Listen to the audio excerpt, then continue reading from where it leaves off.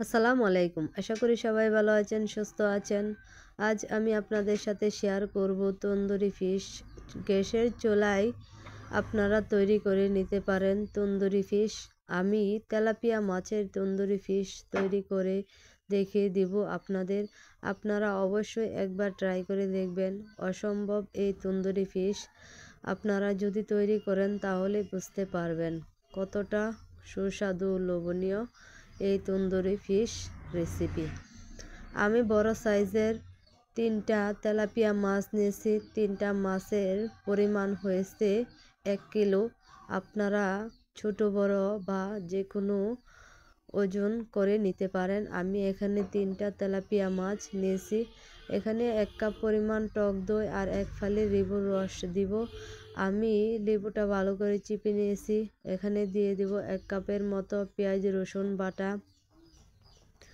পেঁয়াজ রসুন বাটা অবশ্যই এখানে আপনারা 1 কাপ পরিমাণ অ্যাড করবেন। এখানে দিয়ে দিব 2 টেবিল চামচের মতো আদা বাটা, 1 টেবিল চামচ ভর্তি করে মরিচের গুঁড়া, হাফ টিস্পুন হলুদের গুঁড়া, স্বাদ মতো লবণ,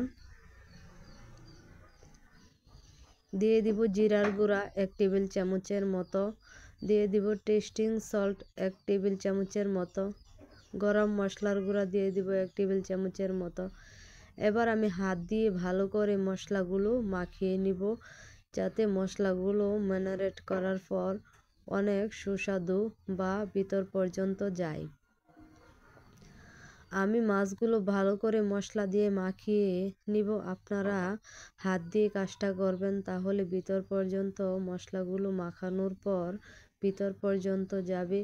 আপনারা যদি আমার টিপস ফলো করেন তাহলে অবশ্যই আপনাদের এই তন্দুরি ফিশ রান্না করার পর বুঝতে পারবেন পারফেক্ট রেস্টুরেন্টের মতো আপনাদের এই রেসিপিটা তৈরি হয়েছে। এখন রেস্টে রেখে দিয়েছি আমি 10 মিনিটের জন্য। 10 মিনিট পর দেখুন কতটা সুন্দরভাবে মাছগুলো হয়েছে। এখন আমি একটি ফ্রাই প্যান বসিয়ে গরম করে দিয়ে দিব পরিমাণ মতো তেল। আমি তেলটা গরম হওয়ার পর মাছগুলো ভেজে নিব। এখানে আমি 2টা মাছ একসাথে ভাজবো। 3টা মাছ যদি আমি একসাথে ভাজি তাহলে ভেঙে যাবে। এখানে আমি 2টি মাছ আগে ভেজে নিব। মাছগুলো এক সাইড ভাজা হয়ে গেলে আমরা উল্টে দিব অপর সাইড ভাজার জন্য। দেখুন কতটা সুন্দরভাবে ভাজা হয়েছে। আপনারা একবার ট্রাই করে দেখতে পারেন এই তন্দুরি ফিশ রেসিপি। আশা করি যদি আমার ভিডিওটা আপনাদের কাছে ভালো লাগে অবশ্যই লাইক, কমেন্ট, শেয়ার করবেন আর আমার ফেসবুক পেজ ফলো করবেন।